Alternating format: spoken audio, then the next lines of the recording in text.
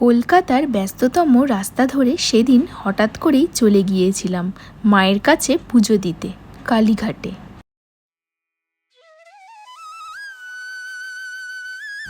এই under construction ব্রিজের নিচ দিয়ে আমরা হেঁটে যাচ্ছিলাম।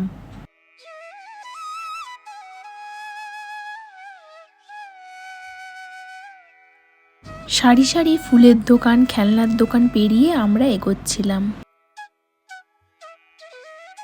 পাশাপাশি প্রচুর দোকান। যেতে যেতে এই দোকান থেকে জবা ফুলের মালা কিনে নিলাম। বিকেলবেলা হলেও মালাগুলো বেশ টাটকা ছিল। দাম নিয়েছিল 50 টাকা করে।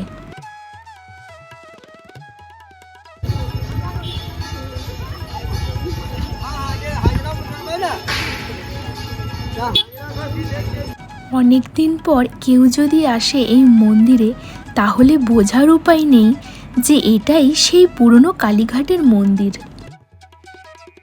এবার সোজা হেঁটে পৌঁছালাম মন্দিরের সামনের গেটে। আর কালীঘাট মন্দির নবরূপে নির্মাণ করা হয়েছে। মন্দিরের সামনে অনেক ডালার দোকান, তার মধ্যে থেকেই এই দোকান থেকে আমরা ডালা নিয়েছিলাম। 51 টাকা থেকে 1000 টাকা পর্যন্ত ডালা পাওয়া যায়। যেই তুলনায় ভিড় আশা করেছিলাম সেই তুলনায় খুব কম ভিড় ছিল। তবে মায়ের ছবি তোলা সম্ভব হয়ে ওঠেনি।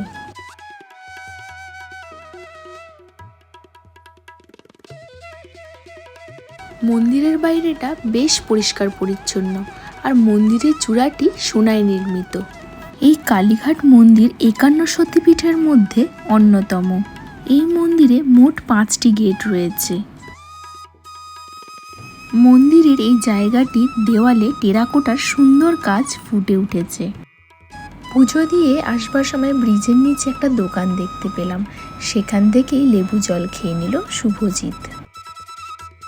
আসার পথে আলিপুর জেলের সুন্দর লাইট দেখতে দেখতে বাড়ির পথে যাওয়া।